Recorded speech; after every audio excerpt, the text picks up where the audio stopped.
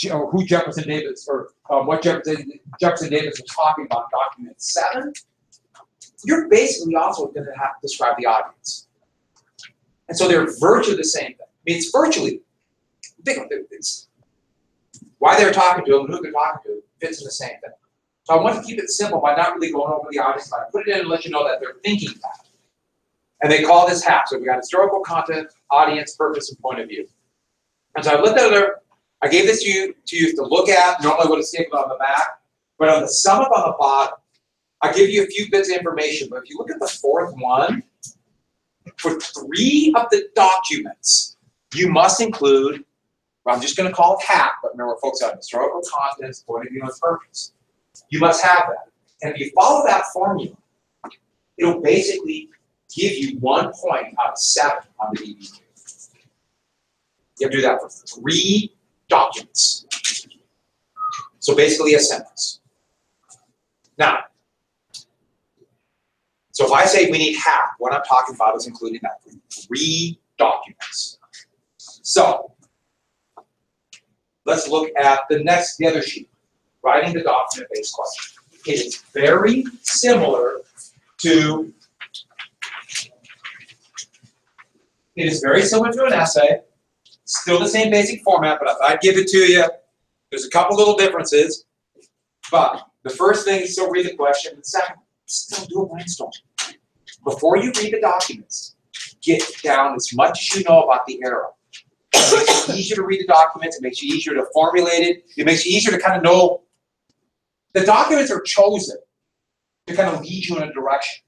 So if you already kind of have a good idea, have an understanding of the historical content, after doing a brainstorm, it makes the documents easier to read. It already lets you, kind of gives you an idea where they're going, is what I meant to say. It lets you kind of in on their little secret. I took the documents I gave you for this DBQ from 2 different ones, and you can probably see where I was thinking. In fact, those would be really good documents to have. If you got to do an essay, use documents. Boy, it shows you northern, southern. It shows you a couple different examples of points of view. Good documents. So, read the documents then, and there's going to be space on it, underline, jot down things, and think about jotting down things in terms of, what's in the document, what are they trying to achieve, but also the HAP. Then thesis is going to the same as we have done a few of those. We're going to do more, obviously. Outline, body, conclusion. And I want you to look at this on your own, but you also notice that guidelines. And the guidelines are basic material, but there's a couple big guidelines you have to have. First off, you're going to have to use some kind of example or some kind of, let me rephrase that. You're going to have to show how the documents can be used as evidence. More that in a second. Do not quote the documents. If there are a small quote up to 5 words, you can use it in notes. That's it. AP US History, they don't want quotes. Any yahoo can write a quote. Any yahoo can copy stuff. If you're writing copy, if I'm reading an essay and they use a lot of quotes, that's a red flag to me that this person doesn't know what they're talking about and they're just trying to fill space. So you must write it in your own words of how this document can be used as evidence for your thesis. Yes. So if they're giving out quotes, like I said, one time you can use something. Did I not say this? Yeah. One time up to 5 words. That's kind of like the rule. And it really is a red flag. And it's like, oh yeah. Has anyone ever done something like that? Just kind of write a bunch of stuff and I'm hoping to fill space. I never have, but I bet you. Of course I have. I bet you have too, right? And don't forget, the people reading yours have done the same thing you're trying to do. They know. They've been around. So just remember that. Okay. Lima goal, you have to cite whenever you use a document. And at the end of the sentence, you must put down doc A, doc B, doc 7. You've got to put that down. You have to put that down. Read the examples I gave you on the side of it, but you must have it down because they literally, I think getting the documents is good. It's a good skill. I think using them, showing how that you understand them, makes document-based questions a good question. But on the AP exam, they literally count out that you use 6 total. And so you document, it makes it easier for you to identify it. Help them. Help them help you. So let's turn this over. This is the new rubric. Nobody likes to turn rubric. Rubric. This is the rubric. And it's 7 points. And how they do it is this. This is directly from the College Board. And let's be clear about something. In this class, I'm not supposed to be teaching you how to take a test. This is not a test-taking class. Hey, let's go learn how to take a test. That's a skill you can use as long as your entire life is based on tests. You'll find out it's not. But I will do things to help you with the AP exam. And so I'll show you this. I'll try to encourage you to do things. I think this is a good way to look at the documents. But I will adjust to make it easier to help you with the AP exam. Thesis, for 1 point, just like the regular long essay. Contextualization, so that's the big picture stuff, same as a regular essay. And that's when you put the big picture in the opening paragraph, talk about what's going on around. That's a great way, a fantastic way, to make sure that the person reading it sees that you know. And it's a good way to open. It's hard to come up with that great catchy word, catchy phrase to open it. Just say what's going on around that time. Get you going. And then, you'll notice there are 3 points for documentation. 3 points. And this is the actual thing that the College Board gave. So the graders are going to have something like this. I used to have what the graders have, but since they've changed the test here for so long, I don't have that right now. But 1 point, if you use, so you describe in your own words how the document relates to your thesis, how the document can be used for your argument as evidence. So that means 1 or 2 sentences paraphrasing how the document shows what you want, or shows that you can relate it to your thesis statement for 3 documents. Now, for 6 documents total, and if you already did the 3 there, you've already done for 3. So for 3 documents, you just need a very brief explanation for 3 additional documents on how it proves your thesis. So one, a couple sentences in depth, the other one just very briefly. Like you could say, and the election of 1860 showed that the Democratic Party was split. A brief explanation at the end, you put dark. Is that 8? No, it's not 8. Just a very brief explanation.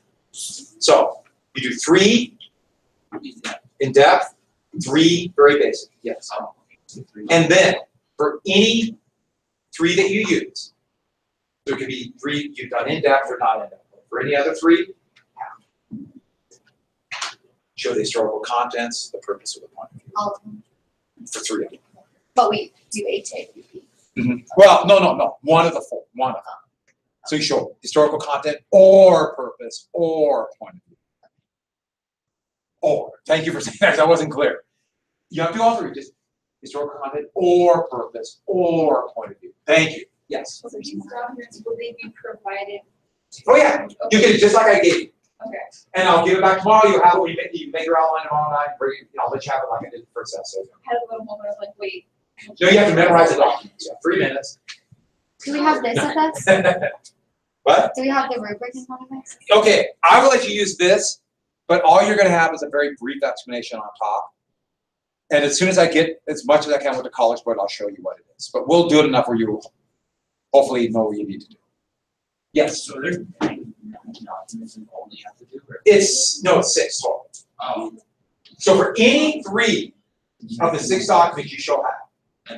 And for any 3 of those 6, just give a little more explanation. And then you get 1 point for showing outside information, historical information outside of what's in the documents. So give me a couple, it says 1, but give a couple examples of that outside.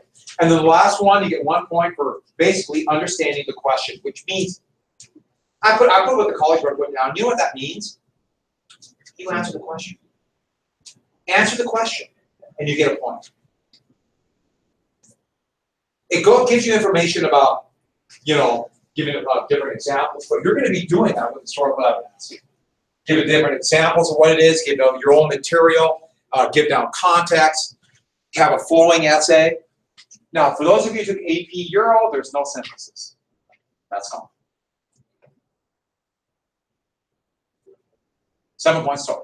I'll talk a little bit more about this tomorrow. Please look through this. If you have any questions, we'll go over tomorrow. Hand back the documents, give you last minute tips. I'll show you where an example is, and we'll go from there. Yes. So, like, on Wednesday, we're just going to get the question and No, then. you already have the question. The question's with the documents, so I'll give them back tomorrow.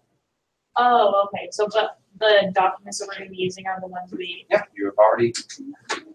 I want this first one, I want you to feel really good about it. okay, But you are going to turn in your organization, brainstorm, outline, and pieces. okay. But I really want a good one, so you're coming to think, I can make this. Can we walk this out? Huh? So we can have that. Yeah, you can have, yeah, you can have, you So can have, any of this- you can have this, all this stuff with, yep. And then we'll do another practice one, without it. We'll do another practice essay here pretty soon. We'll write it through and part of the full essay. Kind of just go back and forth. Alrighty then. You want to just do it now? Clear your desk. Stop. Yeah, I got a BB gun like in the Vietnam War. We can use that one, right?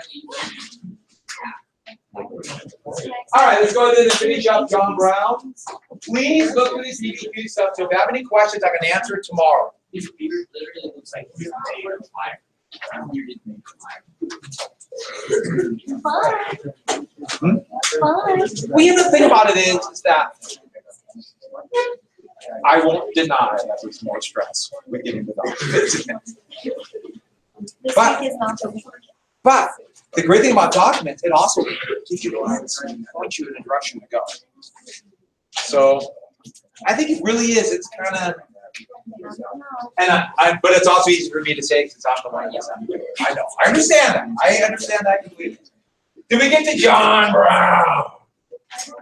I don't think it's fiery there. So don't forget, please look at it. So we'll write the essay in class on Wednesday. It's going to be so much fun, and then we'll just do one every day for the rest of the year. Oh, so we got the bleeding Kansas. What law would trigger bleeding Kansas? And who proposed it for his railroad? Stephen Douglas. Did we get the Border Ruffians? Oh no, we didn't get to that. And who broke up the Compromise of 1850 so it could pass? Douglas, same guy, Stephen Douglas. Who wrote Uncle Tom's Cabin? The time. Oh, what were the name of people who? Southerners who went down south trying to overthrow Latin American governments and make them into slave states. Same, yeah, filibusters. And what in the Senate now, a filibuster is what? Unlimited debate to stop a law, to basically freeze the Senate. And there's going to be a big spending bill coming up, and there's already that one. There's going to be a filibuster. So, yeah, well, as soon as Obama became president, Republicans filibustered every law. Yes. So what was the law that made bleeding Kansas? Kansas, Nebraska, of 1854. So, here's bleeding Kansas, border ruffians. Those were pro-slavery people, and a lot of them, they just crossed the border from Missouri. Because how do you tell if someone's from Missouri or Kansas? Huh? And so, it was never clear. And so the pro-slavery people had that generic name, and this is going to be an informal civil war, but at times very bloody and violent, that would go on from 1854 to 1865. Through all the years of the Civil War. It basically started here and will go right to the floors of the United States Congress. Now, free soilers were called, you can see it right here, Jayhawkers. It's a Jayhawk state, yes. For the University of Kansas, their mascot is Jayhawks.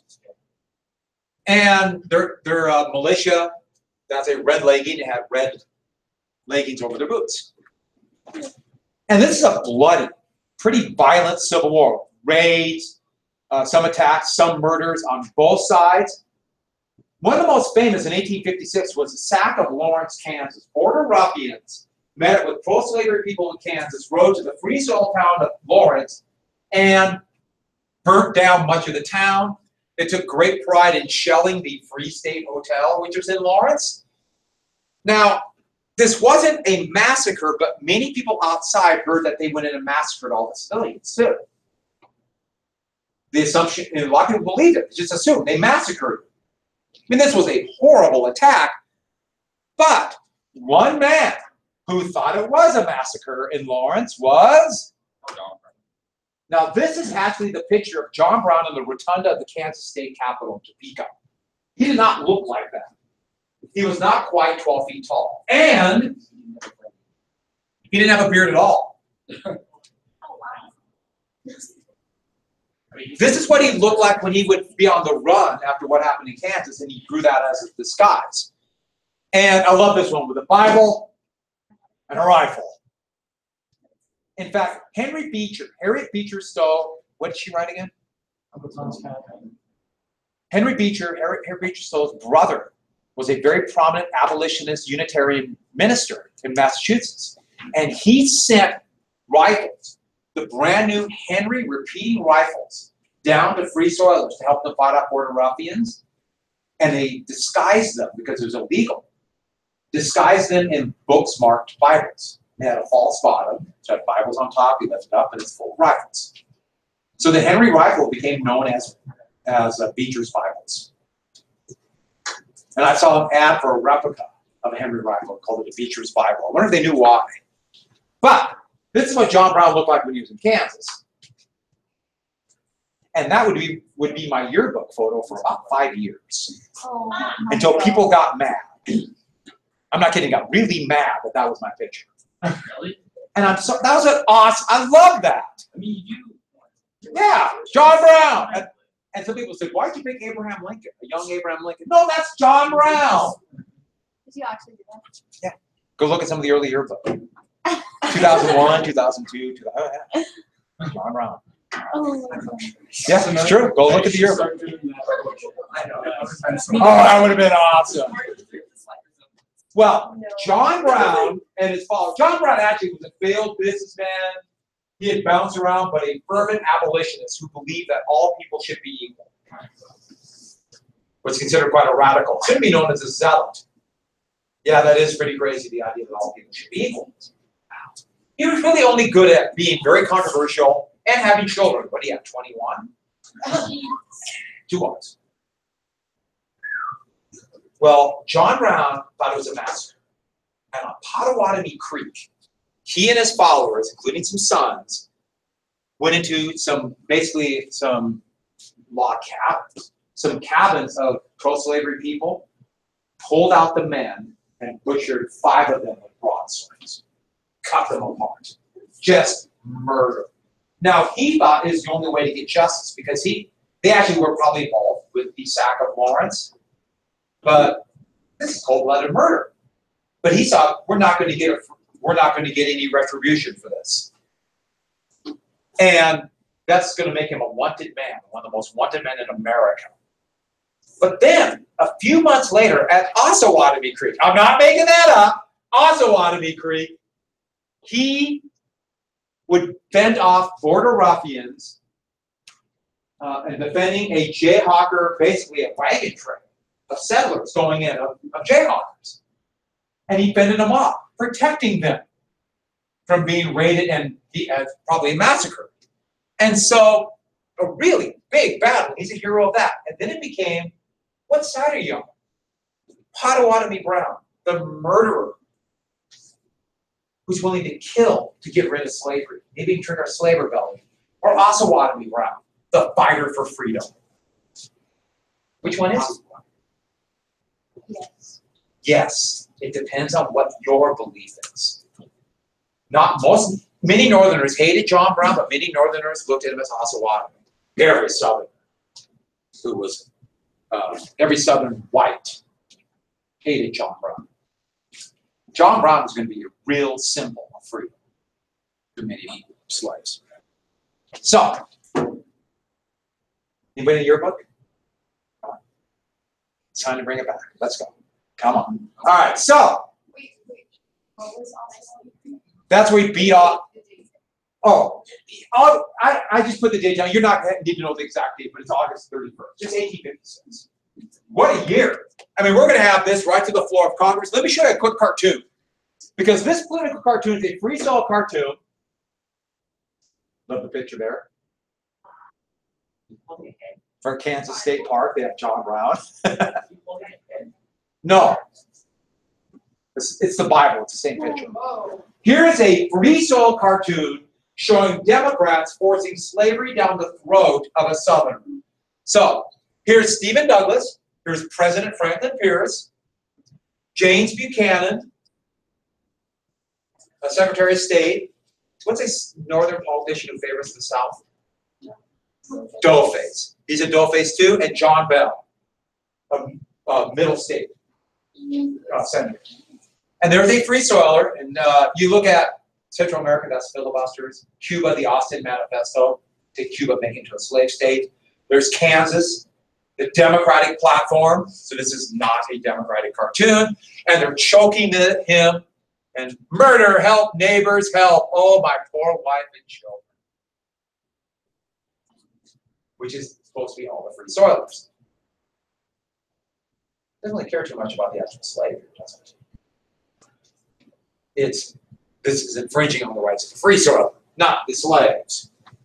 Good cartoon, though. One of the most famous in that era. And there is supposed to be an abolitionist hanging. That's it. So, Kansas is going to write 2 constitutions. Kansas was going to write 2 constitutions. Lecompton, because it's written in Lecompton, Kansas, and of course Topeka, because it's written in Topeka. Make sense? Now, I know you don't have a lot of information on which one, but let's see by looking at their flags if you can identify which one was the pro-slavery and which one was the free soil. You want to just, I mean, The one that looks like Texas. I don't know. Could be anyone. I'll let you ponder that for a second. Now, they're going to have an election in this territory. But the first election, all these border ruffians crossed over to vote. So free soilers boycotted it, and the Lecompton Constitution won. And Franklin Pierce, the doughface, said, that's the Constitution. Well, they had another election. The Topeka Constitution won. There turned out to be actually more free soilers in Kansas. Which Constitution? It went to the Senate. They fought over it for 5 years almost. At the end of 1860, Topeka was finally chosen. But the fight raged on in Kansas. Bloody fighting. More than anything else, just bloody rage, intimidation. Admit me free.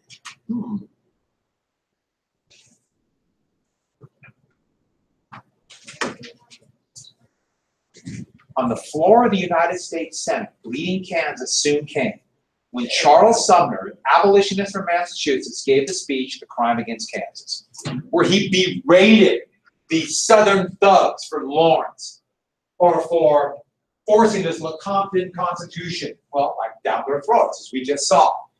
These brutal slaveholders. And in it, oh, almost forgot. 2 things. First off, like his picture, he's trying to show like he's a fighter. Coming at you. What party is he though? Things have changed in these 2 years. He was a Whig, but the new Republican Party. He personally attacked a Southern Senator, Andrew Butler, who was a Whig, but when the Whig Party blew up because of Kansas, Nebraska, he became a Democrat. Yeah. He wasn't leaving wearing big. I don't think that's a Whig. That is just awesome. It looks like a dog. So wait, Charles Sumner attacked Andrew Butler? In the speech, yeah. Called him a liar and a hypocrite. I should have said that. In the speech. Now, Butler's cousin, Preston, his nickname was Bully Brooks, another former Whig, but now a Democrat, was furious and wanted to defend his family's loyalty. And so what did he do?